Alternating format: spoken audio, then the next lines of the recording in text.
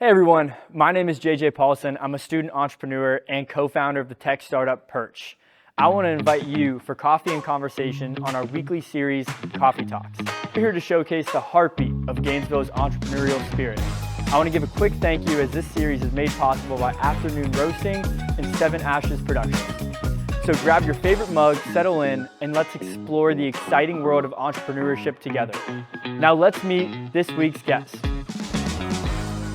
To get things started, I know you have a very, hard stop to get to the other side of town. Yeah. Well, I appreciate you being here. And to kick us off, this is Coffee Talks.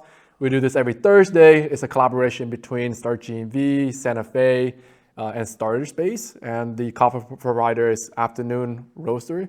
They're local here. They have afternoon restaurant as well, all local owned. And one of the founders I've learned recently is a Santa Fe alum.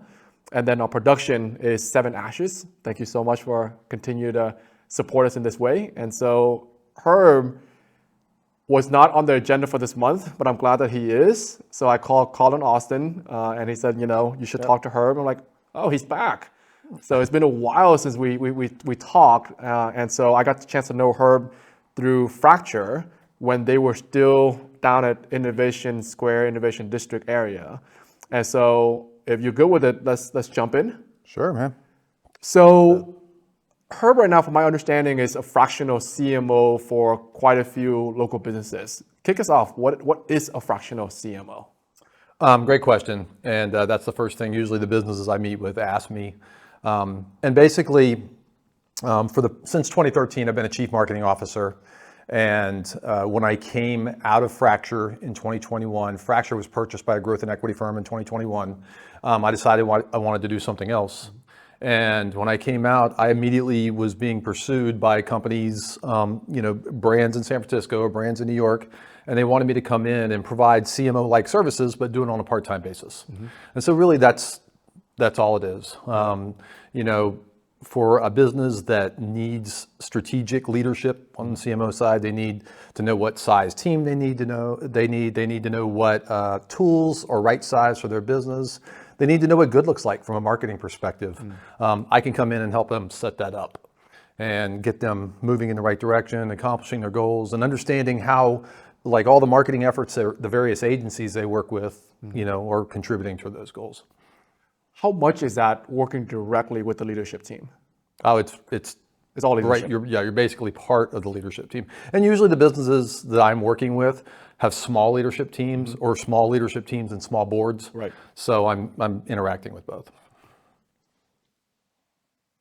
What has been different between being dedicated to one company and being their CMO to now spreading yourself across multiple outside of just having a lot of fun?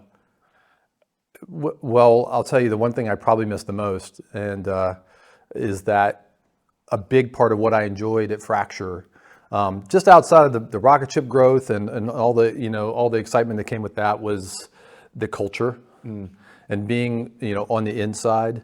And it's gotten a little better this year because I've worked with more local companies, and so it's easier to be on that sort of inside and be part of the culture. But at the end of the day, you're still to some degree on the outside. And the first fractional CMO, opportunity I took was with a company out of San Francisco, a startup, that just had received a few million in startup funds, and they were looking for help. And it was very much a being on the outside sort of thing. They wanted me to come to San Francisco all the time, and I wasn't able to, so. Looking back at your days in Fracture, right? Because I remember, from your history, you were in specifically SEO and digital marketing, and then you came into really leading the growth on the marketing side for Fracture. When did you come into Fracture? Was it just Abi and Alex, or what point did you join the company? So I didn't come in, I would say necessarily early stage. Right. They had been in business for 4 years. Got it. And they were in a situation where the burn rate was still pretty high. Sure. And really the very first thing they wanted me to do was help build credibility with the board. Right. And help establish like a plan to reduce burn rate and show them that like we had a product that we could take to market and that we could sell. Right. And that was 2013. Okay. We were located right down here on 6th Street, yep, as yep. you know, like you mentioned. And we quickly established some just, I would say, pretty standard marketing, procedures. Started really effectively email marketing our customers. Built, email marketing flows and focused on retention marketing. And then we started focusing on top line growth marketing, brand awareness marketing. And it started to take off. And because of that, we had to leave the innovation district. We just literally sort of outgrew the space and had to have more manufacturing space. Right. And the interesting thing about about Fracture, as you know, is that it's a product-led company, literally manufacturing a product on site. So for me, that was a first. I'd worked with SaaS companies and other digital types of companies, but working for a company that literally was half manufacturing, half white collar was made for a really interesting culture. So some history. So Fracture was a company that was created by 2 UF students. They sort of came up with the idea while they were on a trip together, I believe. Yeah, on a mission trip. Right, and Alex and B is your classic case where they were students. They came up with a good idea. They ran with it.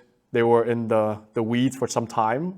They created their own technologies. They created everything, right? And the reason I'm asking that question is that at some point, your classic case of, well, we're really new to entrepreneurship. Now we've got to bring in some more adults in the room, so to speak. Not to say that you're the boring adult, but you need to have system and processes and things like that, right? So what I observed from the outside, there was an inflection point, right? They went from, cool, we have a product that customers want, but now we've got to build a company around that, right? And it sounds like that's when you're really at that cusp where you're coming in to lead the marketing side and understand what is a brand and what is, all that is the metrics behind building the various aspects of Fracture as a household brand, which they became, right? Yeah, I mean, very, very much. I mean, and B and I would laugh about that early on. I drove a minivan to work. When I came into Fracture, I was the only, everybody, it was a bunch of hipsters, and those aren't my words, those are B and Alex's words. I mean, and I was the only employee like over the age of 29. Yep.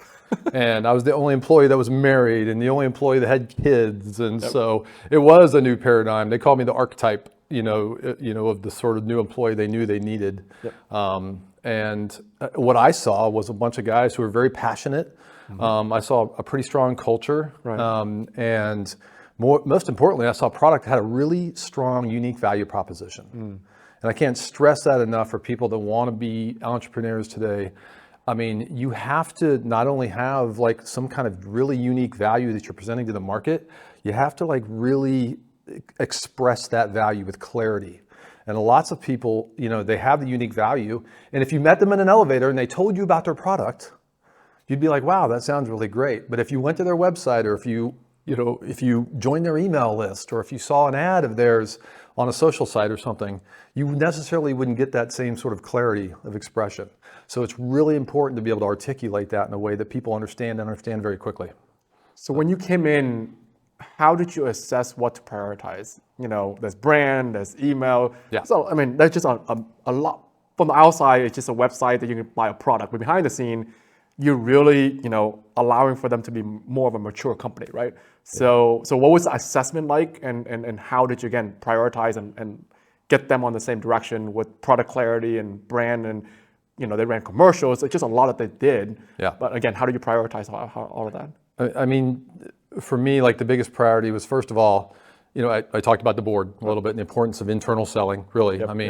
And establishing trust with the board. But the product itself, I knew that we kind of went about a very product marketing sort of approach. Sure. Product-led marketing, because the product itself I knew would sell. And when they had done a bunch of surveys, and when I pulled together all the survey data and built tag clouds and look for some kind of primary customer-led messaging, the product was very unique. The product was very minimalist. They really liked it, and so we rolled the customer's verbiage like right into the things we were saying. And I'm not a very creative marketer, I would say. I'm not a graphic designer. I'm much more of a technical person. I'm the guy who's looking at the data, spending time in Looker and Google Analytics and looking at marketing from that perspective, the more performance side.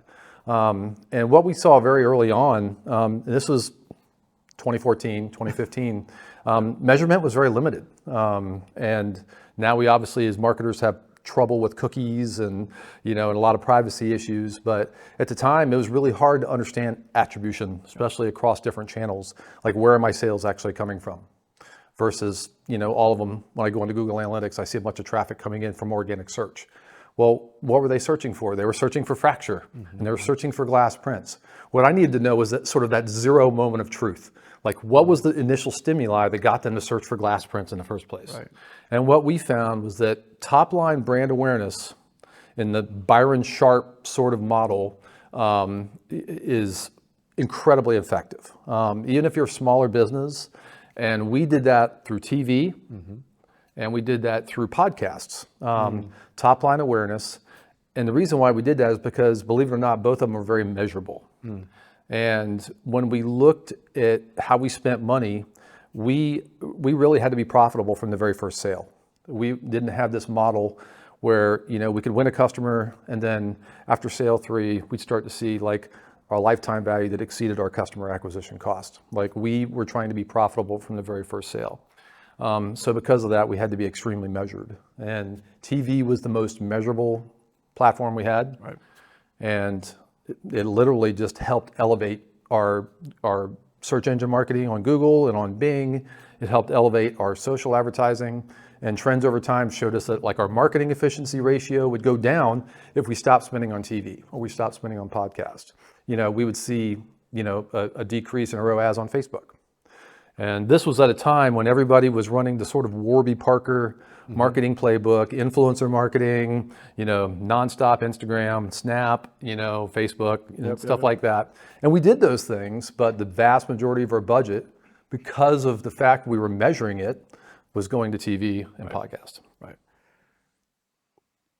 I would like to think that Fracture was in the D2C, direct-to-consumer space before it was cool, right? And D2C is the Harrys, Warby Parker, you see them everywhere, right? So where you bypass traditional channels, you go directly to the consumer. And essentially, you guys sort of pioneer that in a sense, because I think another company here is the Corduroy, I think. It's the same category, right? Byron really pioneered. He was really on the cutting edge of going direct to consumer, for sure. And at the same time, Fracture is doing, because I think Fracture, what I remember, you have to educate the market as well too, right? Because this is pre-Instagram and really, full immediate delivery of photography is something that is common. And then all of a sudden you put hey, you need to print on glass, right? So could you tell or share a bit about your early journey there, and how do you maybe from behind the scene looking at the search data to guide you to make these certain decisions, including doubling down on TV ads, which is very traditional, right? Yeah. So what I want to know is, from the CMO's perspective of leading a company that has a lot of unknowns as a typical startup, right? How did you help Abhi and Alex said, hey, this is the direction we got to head into, whether it's ad spend or marketing dollars or things like that? Yeah. Well, and this is, I'm literally just going to pass on knowledge that I've gained through reading. And I'm a huge reader. I try to learn something every day, but some of the best books I've read have been about branding and brand awareness. And I mentioned Byron Sharp earlier, but his book, How Brands Grow, like literally was transformative for us. And How Brands Grow 2 is the second version. It's a little bit updated, but if you want to get into marketing at all, or if you are an entrepreneur and you want to learn how to grow your own business, I highly suggest it as a read. How Brands Grow 2. Right. And the point he makes is really there's two types of availability around companies remembering your brand. You have physical availability, where you see products in Target, you see products in Walmart or wherever. Like, you have that physical availability, the products are there. But most of us are dealing in the world of mental availability. And people don't just remember brands for the most part. They remember brands in buying occasions. And that's why you see Coca-Cola at the beach with your friends. You see a bunch of, Coca-Cola commercials, or, you see a bunch of kids gathering and they're sitting in front of the TV, and, Penn State game is coming on. They're sitting around toasting Coke. So here we go, They want you to think about drinking their product when you're with your buddies watching the game. And so they're trying to build mental availability around very specific moments in time. And we applied that model at Fracture. And if you think about a product where literally we're asking people to like take your favorite moments in your life and do something with them other than like surrender them to the ephemera of Instagram and Facebook, where it's there for 30 seconds and then poof, it's gone. Like, I mean, it was a really powerful message. And so we've steered into that with Fracture. I mean, perfect example, we never talked about SEO. Like I told my team, we're not even going to talk about SEO. We are going to build amazing content. We're going to write amazing stories about our customers. We're going to build amazing how-tos and talk about like how you can take the most important moments in your life, whether it's at the beach and your daughter's standing in front of a sunset and she's making a little heart above her head like this, I mean, we're gonna talk about these moments and how you can capture them and celebrate them every day. Right. And it worked. It worked. It worked really well. I mean, and nobody in our space, I mean, Shutterflies of the world, or even like FrameBridge, some of our closer competitors, I'd say, were doing anything like this. And we wanted to be, the one brand in the space that was really trying to help people like make it easy for them to like remember their favorite moments. So what I'm hearing is that you made a very clear investment in the messaging, right? Which is around moments. Absolutely. And really have that trust and the belief that will create that foundation. Then you can build other marketing campaigns and strategies on top of that. Yeah. So let's shift gear a little bit. Tell us a little bit some of the companies you're working with now. Like what's the mixture like? What do you do? Like, what are some of the favorite activities you get to do? Because now you have almost in a way a portfolio of businesses that you engage with. Yeah, I mean, this has been like the really fun part of the journey. And, to a certain degree, I'm out there selling and having to talk to people, but I mean, it's a lot of fun because, every 6 months, every year I'm getting to work with brands. I've worked with luxury jewelry brands that have a $1,800 average order value to Colin and New Scooters for Less selling scooters. And it's incredibly interesting to like have all of these opportunities to step into different vertical markets and try to help them address their challenges. And I'll tell you, we talked about messaging, but so oftentimes like messaging is the key. And not only is it like the key, but it requires you to like really spend time thinking about who are my customers? Like what are their pain points? Like what keeps them up at night? And if they're shopping for a product like mine, like what is really important to them? And then like, what are my competitors saying? What are my competitors doing? Because they're not looking at me in a vacuum. Right. They're not just shopping for a scooter. They're not just shopping for, a really fine piece of jewelry, or a Fracture print. They're, when you build that mental availability with your customers, you need to understand what that does is basically put you in a circle of trust. And the next time somebody wants to print a great photo, they might consider Fracture. But they might also be considering FrameBridge or, Artifact Uprising, some other company. And so you have to understand, not only put you in the circle of trust, and then at that point, that's when, other key factors play, like who's got the best deal, like how, what promotions are you running right now? So that sort of thing. But I mean, I've been able to work with a wide variety of companies, and the similarities between them is actually really interesting. Can you share a story of maybe a makeup or a profile of a founder you really enjoy working with? A founder that I really enjoy working with. Well, I mean, let me tell you about Abilokesh. Let's go there. You know very well. Yep. And I'd like to talk about Abi because I worked with him for almost 8 years. And to this day, I still attribute a lot of my success to like the habits and the discipline that I built as a byproduct of like living life alongside of this guy. He's one of the most young, humble, disciplined guys I've ever met. And talk about like being mentored by somebody who's much younger than you. I mean, I learned a lot just by watching him. picked up books. I mean, for Christmas, I think my second year Fracture, he bought me an Audible subscription, and damn him, I've now spent probably $10,000 on Audible. And that's, I talk about reading all the time, but that's like one of my favorite formats, I mean, I just, when I'm doing something with my kids, or I'm driving, or I'm washing the dishes, I'm acquiring knowledge. But, I mean, he lives such a disciplined life, and it really did rub off on me in a way that helps me be successful. I mean, even to this day, I don't necessarily have a schedule, but I carve out my whole entire mornings for me and focus time, and try to take meetings like this or other meetings I have and push them into the afternoon, because I know I'm at my best. Right. From 5 a.m. till 11 a.m. Right. And so that's the time when I want to be producing the most, and watching him have that sort of, discipline day in and day out really sort of impacted me. And as a leader, people, talk a lot about what makes a good leader. And I'll tell you from my perspective, it's empathy. And Stacy knows the B very well out there. And he was always, I watched him be so much more empathetic than I ever thought I could be in my life. And what that did was really bond people to him. They never viewed him as somebody who was inflappable and perfect and had all the answers, but they knew that he was trustworthy and he was someone worth following. And that really had an impact on me. So to piggyback on that, as a young founder, right, first-time founder, starting out, what would be the 3 skill sets that you would recommend for them to really learn and hone in on? To kind of walk the same step that a B has walked. Good one.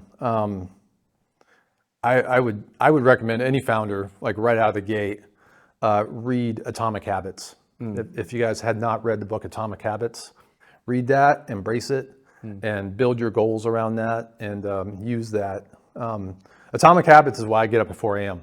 Wow. Okay. I mean, because I want to get up and I want to get things done, and I have goals, and I know that if I want to be focused, and if I want to be healthy and well-rounded, and if I want to live my life by virtues, that I've established, that I need to get up and do that. But that's such a great book. I wish it's a book that somebody would have introduced. Abhi Lokesh introduced me to that book.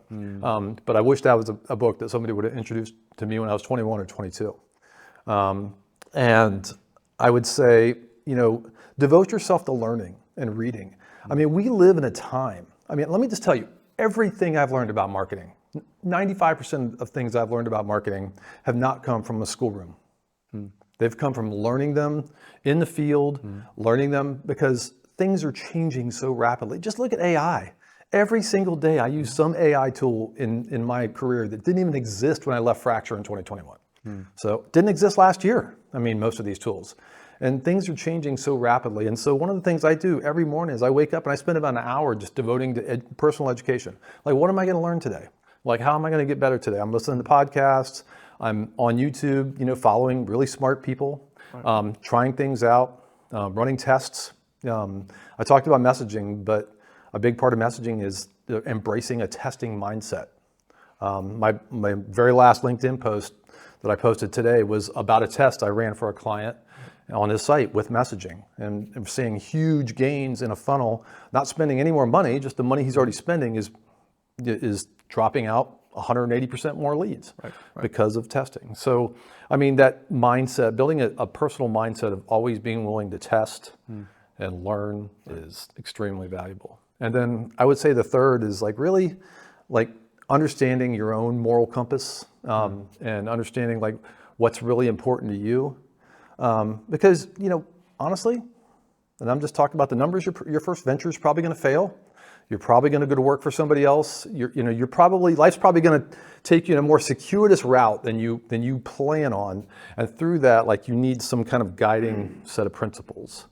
And one of the things I really appreciate when we caught up, right, is, in the startup world, the hustle culture, and depends on what school of thoughts, family is something that ultimately, when you start out young or later, you must have that part of the equation, right? And one of the things that I continue to really appreciate how you work is, it's not an either or, right? It's like, okay, well, I'm gonna carve out this time and then family. How would you counsel, a young founder or founding team about the integration or the balance between family and bringing a company to life? I would say starting a company is kind of like, to some degree, having a kid, but trying to balance those two is extremely difficult, as you know. And I remember when you and Pyle, the first one you came to me and said, "Hey, I'm going to have a kid." Yep. And so your life's changed pretty radically in the past 2 or 3 years. Right. But I think the one thing that saddens me is I see a lot of people that think it's really important, or think it's important for their personal brand to like show this devotion to things that aren't related to family first. And at the end of the day, let's be honest. Your kids develop their personalities, and they, you really get to know them and build relationships with them from the age of 3 or 4, on. And by the age of 16 or 17, they're young people. Like they've got their own lives and their own agendas, and you're losing them. I know I have a 16-year-old now that when I first joined Fracture, she was 4. Wow. And so, she was 6. I had a 4-year-old too at the time. I have 4 kids actually.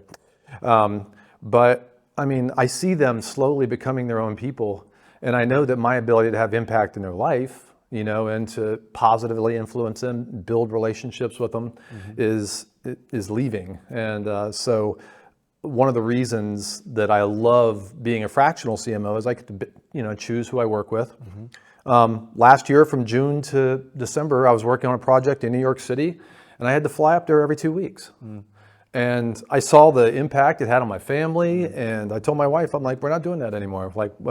Family is too important, especially right now. And I'll just say that no matter what you think is important now, focus on those kids, focus on your family, because you're not going to get that time back. And the last thing you want is, to be successful in a certain phase or a certain aspect of your life that 20 years later you realize isn't what's really defined success in the big picture. And now you don't have that relationship that you wish you had. How are we doing on time? I figured. So for the sake of time, why don't we open up to the audience? Thank you so much again for this conversation. Yeah. We have about 10 minutes or so floor is yours, guys. Hey. I appreciated the part about setting that measure of discipline for yourself and waking up during the time and putting that time towards your passion purpose that's refueling you, those hours from 5 to 11. If you wake up at 4, what time are you going to bed? So first of all, that's an arbitrary number. Okay. If you're a night owl and you are on fire from 9 p.m. to 1 a.m., make that your time, But for me, I know myself, and I know I do my best writing, I do my best planning, I do all that stuff early in the morning. So I wake up at 4, so I have a little bit of time because I'm in dad mode really from 6 to 7:30. So that gives me 2 solid hours. And oftentimes I'm also working out in that time frame too. So I just need that time, that early time for me. But you're gonna laugh, but I'm usually in bed reading a book by 9:45, 10 o'clock. If I stay up till 11 o'clock, it's amazing. I'm old and boring now. So I want to just tell you that when you said my family, I turn 65 in a few months, and family's number one to me. But you include family, and I was waiting to hear this through this whole talk. It's really important because you can include your family and your thoughts and your production. We have a small company. We do bees, chicken. We have a farm. Oh, nice. Okay. And we also build things, whatever. But we've included our kids in the ideas of things that we make. Okay. We're not rich by any means, but we've included our kids where they come up with ideas, we include them, and then we make things with their ideas. And they feel a part of it, which they are a part of it. And a lot of my ideas come in when I sleep. I go to bed early myself, and then that's when I think of my ideas. And, I'm a former cop, and I retired years ago, but my wife retires next year. But we are just trying to get our business up off the ground. We've been in for about 2.5 years, but we'll probably be getting busy in another year or so. But when you family, it's just super important because that is what you have. So when you said that, that's why I was shaking my head and I was grinning. I know you looked over, it is. It's what you have. And the kids grow up super fast. But if you include your family in it, it's a big part of it. So I just, I agree with you, and I appreciate you mentioning that because it is. Thank you. So, Anybody else? I'll throw you a softball. That over the last, it looks like in the last 10 years, marketing is starting to become very metric, numbers driven, with different, what's your CAC, what's your churn rate, all this. Is it possible to have a marketing or have data-driven marketing and creativity? Can they both coexist? yeah, it's a great question, first of all. And if one of the interesting things that's happening right now is that Meta, the parent company, Facebook, Instagram, is going all around the country, and they're doing a lot of these, on both coasts. They're putting on these big, huge summits, and they're calling them brand summits. And a lot of the focus of these summits is trying to get people that were traditionally performance-based marketing folks and agencies to think about top of funnel, being creative. And what's happening with Google and Facebook is that they are taking away like all the levers that a lot of agencies have used to sort of build their unique value of the agency. We'll define your audiences, we'll buy your media, we'll take care of your ad placements. Google now has what's called Performance Max. And what Google basically says is like, just give it all to us and we'll do everything. And whether you trust that or not is completely up to you. I personally don't. I think Google's in it for Google. But what we're seeing is this slow evolution of them taking away all those capabilities and basically telling brands, and now Facebook's actually doing the same thing too. It's called Advantage Plus. If you go in and try to create Facebook campaigns right now, you'll see Advantage Plus everywhere. Let us define your audiences. Don't tell us, what your audiences look like. Don't tell us where to place this ad. Like, we'll place it for you. Trust us. You'll get a 13% better conversion on your ad if you let us do it. And they have all the data. They're probably not wrong. But what they're basically telling the brands to focus on, and agencies do not want to hear this, is focus on making amazing creative. Focus on your message, focus on building amazing creative. And so, agencies out there that are video agencies, agencies that are top line helping people build out really effective reels for creators, and creators themselves that are really doing a great job of producing content are going to be able to win, because all of that other stuff that made ads really successful, all the levers, all the metrics, is sort of being sucked into AI, into their personal AI. So, more questions? Okay. Cool. How are we doing on time? You good? Yeah, I'm great. Yeah. Well, I have 10 more minutes. So nice. Anybody else? Or I want to start firing questions as well. So on that same topic, do you fear AI or you're embracing it? Man, I don't fear it at all. Okay. I mean, I think it's absolutely amazing. And I mean, to me, like fearing change never won anybody anything. Sure. Like, you have to embrace it. I mean, it's really the only constant. Sure. Change. I mean, things have changed so much since I've been a marketer, and you just have to be willing to adapt and have to be able to roll with things. I mean, you used to be able to post a static image on Facebook and run a promotion and see a 5-to-1 return on ad spend. Those are the days, the good old days. That's gone. Yep. I mean, and now, you have TikTok, obviously, that's, eating everybody's lunch. And what's happening is they're driving this revolution of short form content. And what it's doing is pushing Instagram to like emphasize Reels. Facebook's emphasizing Reels. Over 30% of the time spent on Instagram now is spent on Reels, short form Reels. That's insane considering it wasn't even a thing like 2 years ago. It's a relatively new product, and now, you know, pretty soon it'll be half the time spent on Instagram. YouTube Shorts. Every time you go to YouTube, they immediately push you into Shorts, and they're just feeding you Shorts. And I guarantee that's probably 34. I haven't seen the actual data from YouTube. They're kind of more tight-lipped about it, but I guarantee that's a significant portion of time spent on YouTube. Having said that, are you starting to add in? So how do you think about creators and influencer marketing and all of that as part of the mix that you do for your businesses? You know, in just this year, really, I've had several creators come to me and want help growing their business because they've, you know, they're really doing what they do. They've been able to really create great content. They've been able to build a strong baseline following, but now they're running it up against these plateaus. Got it. You know, I have a lady I'm working with, and she has 25,000 people in her Facebook fan page. And she sends out a note to them. She gets 500 views. Facebook's just like completely contracted that down. Wow. And she knows she needs to spend money. She knows, but she just wants to do it in a smart way. And she wants to make sure that she can measure it in the most effective way possible. All her content's long form too. So we're helping her, you know, I'm helping her steer into like chopping that up using AI tools and then reproducing it as short form content that can go out and grow her list to 50,000, you know, on that fan page and on Instagram.